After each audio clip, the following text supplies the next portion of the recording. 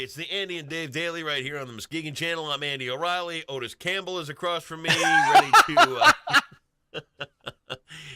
throw some news on you. He spent his Saturday night liquored up here in Muskegon and It was managed fun. to fart in the car on his way back to the I holiday did. I inn. don't know where you're getting at. I did no such thing. Okay. I was the perfect passenger. Thanks again for transporting me, so I didn't have to take another $15 Uber ride. It cost you $15 to take an Uber ride from the Holiday Inn to. Yeah, it was a nice. The guy was nice. Yeah. But I'm like, yeah, it's a little pricier than I thought. Yeah. But Yeah. no big deal. Good We did times. the No More Sidelines auction on Saturday night, which was a lot of fun. And I'll tell you what, you did great in the auction part of things. I was kind of the MC of the evening. I jumped in when needed. You did the auction with Mr. Bontheis, which was great. And he did a great job as always, or as he did last year. Yep, we did some fundraising, met some people, shook a few hands. Good times. All in all, a great time. Absolutely. Till you Did broke not wind feel in the so car. good. Huh? About 3 o'clock. About 3 o'clock in the morning, I thought I was gonna yak. Really? I really did. It was not because I don't drink a lot anymore. I really don't. I know you were you're gonna, that drunk, you call me thought you were Otis. gonna puke? I really, I only had like maybe five, maybe six vodka tonics. And I had water. I had Gatorade. I ate beforehand, but it was just one of those. And then I took a shower, jumped in the pool, and then I felt okay. Had a good breakfast. But yeah, it was a lot of fun. And I did not fart in your car. I don't know where you got that. I think either you, I think you did that, and Cindy caught wind of it, and then you blamed it on me because it's very convenient. That was not the case. I promise. It was not me. I was not the one that was completely inebriated and doesn't remember anything. I remember everything. I remember everything that happened that night. Really? Everything.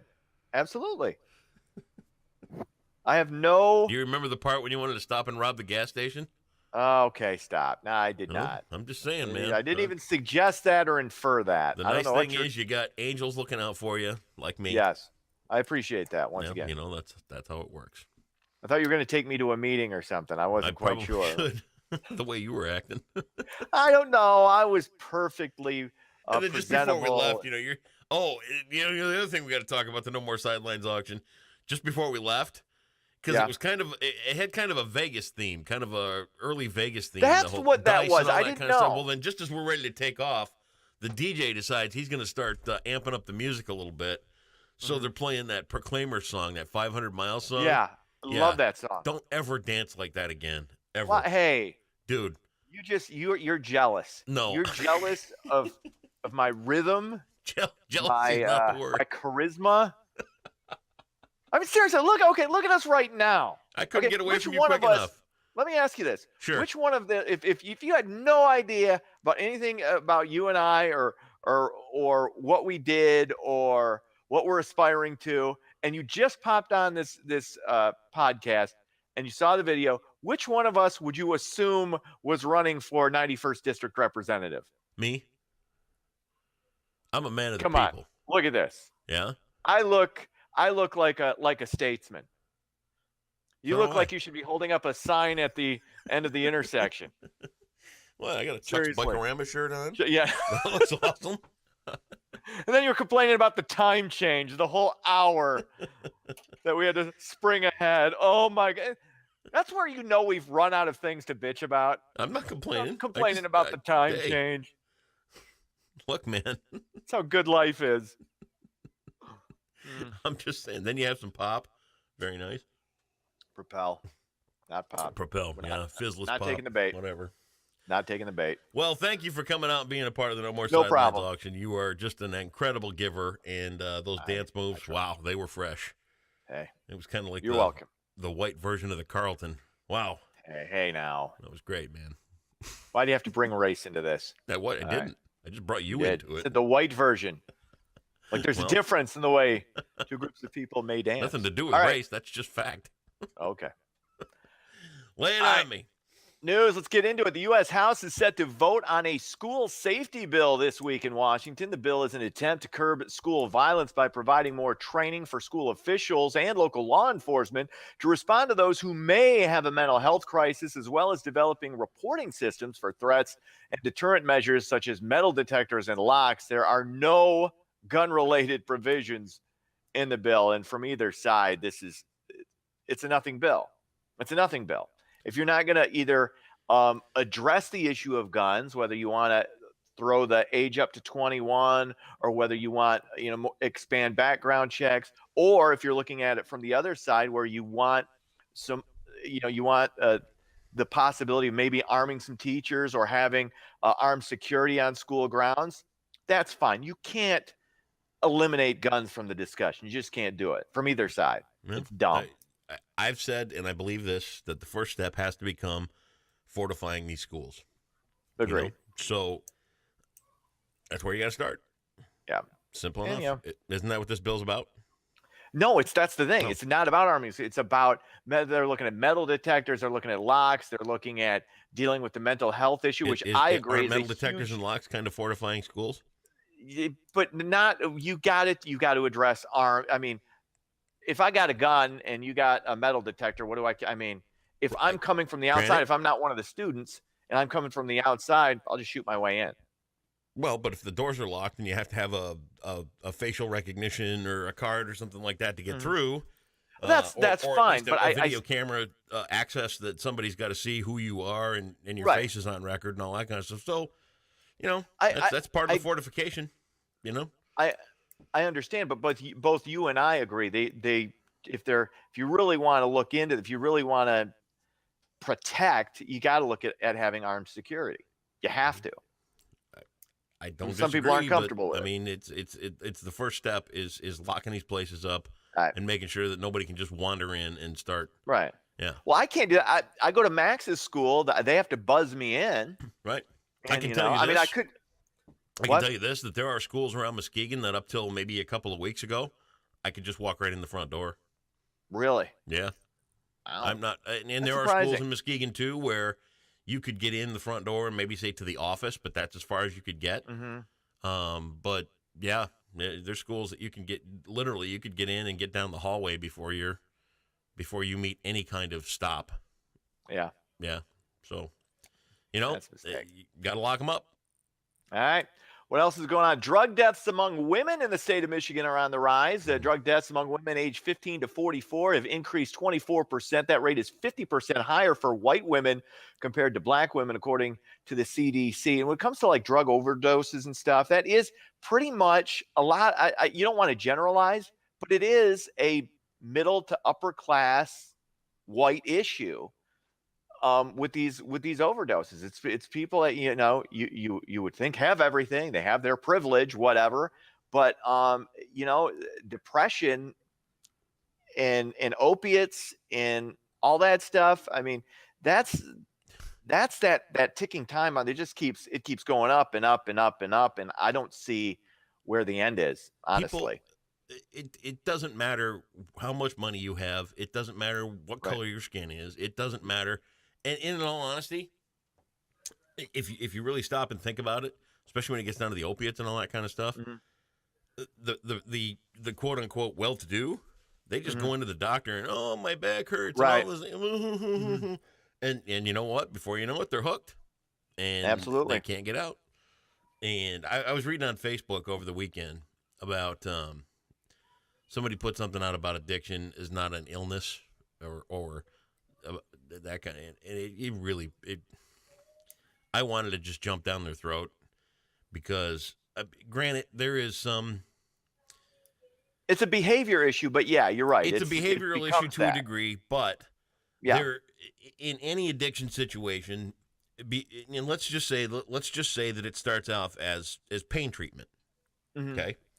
You get the pain treatment and you find that this kind of takes care of that pain. Well, what happens is that in your life, if you've got an underlying issue, something that you haven't addressed or fixed, and you find that, hey, these Vicodins, they make that feel better too. And if I keep taking them, I don't have to worry about this, that, or the other thing that's causing me this mental anguish or alcohol or anything else like that. That's where the mental factor comes in, and the addiction really grows and things like that. You're self-medicating to take care of a problem that you haven't addressed. So, yeah, there is some behavioral issues there with that thing too, but addiction truly is a medical condition, and absolutely. kind of gone through this, we're going through this whole thing about opiates and all this other kind of stuff. It's time for the medical industry to address this in a way. And this is something from an addict standpoint that has really not been discussed because it's kind of frowned upon in addiction circles. But it's time for the medical industry to start using something like Suboxone more frequently to get people off of this stuff. We have now. to What is Suboxone? Suboxone is what they use to ramp people down off of opiates. Okay. It's a replacement. So let's say you're taking Vicodin or Oxycontin or anything like that, or maybe you're a heroin user, and they're all the same. They're all opium derivatives. What you do is you hook up with your doctor and you get this Suboxone stuff, and they taper you down off of it, kind of like you would with a nicotine patch. Okay. It's a little different, but they're both highly addictive drugs. So it's time for people to start, doctors especially, to learn how to treat these addictions with a ramp down program. It's time for people to not only use that, but to use support groups to find out that there are other people that suffer these addictions like they do. And we can't just ask people to just quit cold turkey and fix this problem, because it took forever to get there, and it's not going to get fixed overnight. So absolutely, the idea of doctors accepting the idea that we have to ramp people down off this drug addiction problem, the time is here, and it's now. So let me ask you on a personal note, how long did it take you? I mean, when you realized you needed help, when it came to that kind of the come to Jesus moment, how long did that process take for you to get to where you are? And I know you've been sober for over a decade now, but 14 years to get to where it wasn't because I know you still think about it, you still maybe Jones for it occasionally, but how long before you felt like you had it under some type of control? Not where you were cured, because you're never completely cured. Never cured, no. Where all right, so I went to the hospital because I was, the volume that I drank was insane, heart attack level. It would kill. You take that kind of stuff away to an alcoholic, and you're at risk. So night one was everything you'd expect. Night two, I was struck by lightning. There's no other way to put it. I just knew that I would never drink again. Night three, I stayed overnight again, and then I was out. So that was my detox. After that, I'm going to tell you what, dude. For the next year, it was foxhole prayers. I was nightly going, oh God, just please get me through tonight and all that. The confidence was there that I could do it. I would say a good year and a half until I really felt, okay, I'm good. And then through AA, they got the 12 steps, the 12 promises, and all that kind of stuff, and they're true. They kick in, and once they really start kicking in, and you see how great and how rewarding life can be, there's no looking back. There's no threat to, that. And you just said it a minute ago, that temptation's always there. A hot summer day, dude. Anybody would love a beer on a hot summer day, right? That's got nothing to do with my past or anything like that. That would taste good. A stubby little Pabst Blue Ribbon, ice cold. God, that would be good. Christmas time, I'd love a glass of whiskey. I think that would be great. But everything that's come along since is just so much more valuable and so much more meaningful that you just don't risk it, and it's just not worth it. And the rewards just keep coming. And it's really a life that I never imagined. And I honestly, I never, ever thought I would be who I am today. Now, with all the people that you've impacted, a lot of people, I know you've sponsored a number of people. But when people, because I know as someone who's had experience with addicts, that it affects different people differently. Like, you don't know, like the level. It's like you can't even, as somebody who's on the outside kind of looking at it, you can't get inside somebody's head and truly be able to empathize with what they're going through, how much this becomes a physical need for them, and how much heredity. I mean, if you've got it in your family, I mean, I know I've had it in mine.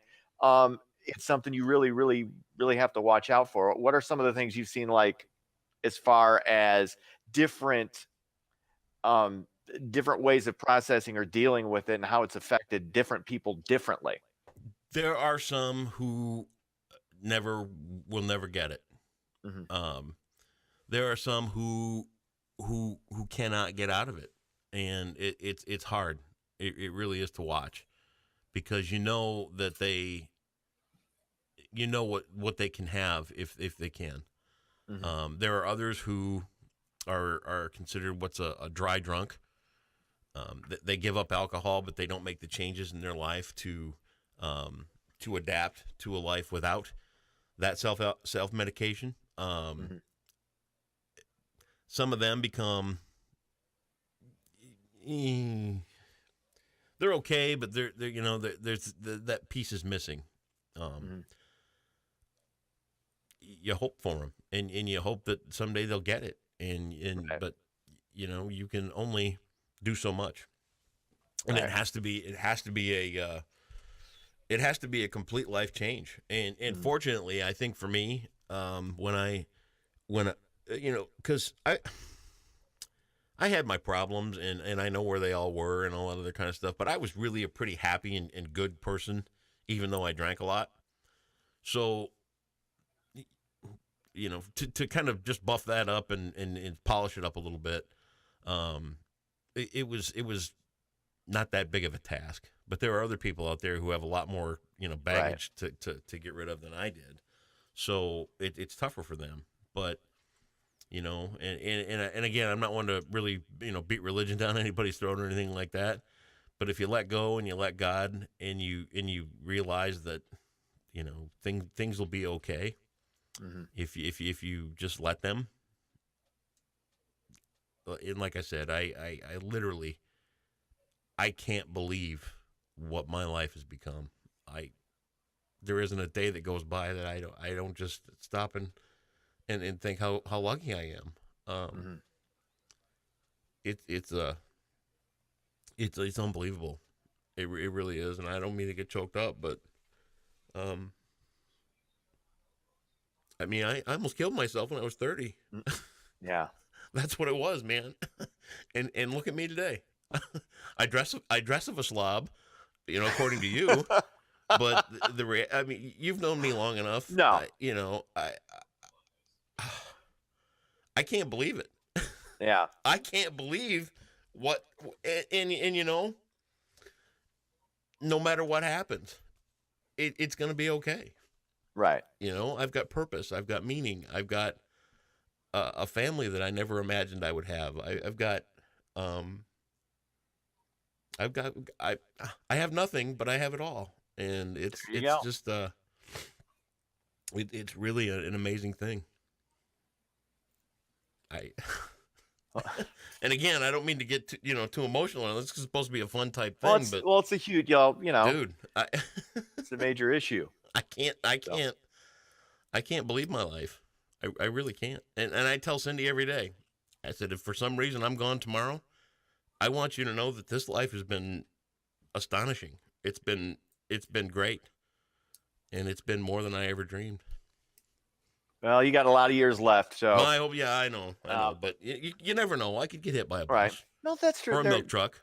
Anything could happen.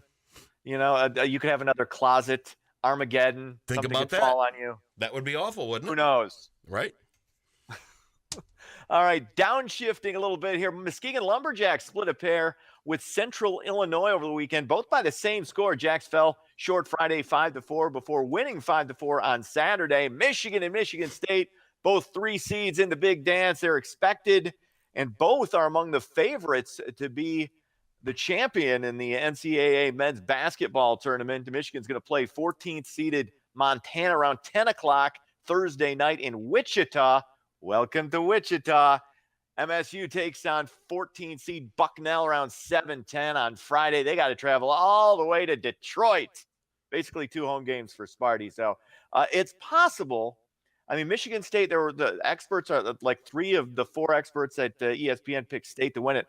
I think Michigan has got a great chance. You could see a Michigan State championship game. That is not beyond the realm of possibility. Both Michigan and Michigan State are among the top 5 favorites to win the whole thing. But one and done, anything could happen. But That's if you're right. a Michigan fan, if you're a Michigan State fan, things are looking up. So Jimmy the Greek, thank you, and we'll talk to you back here tomorrow. All right, see ya.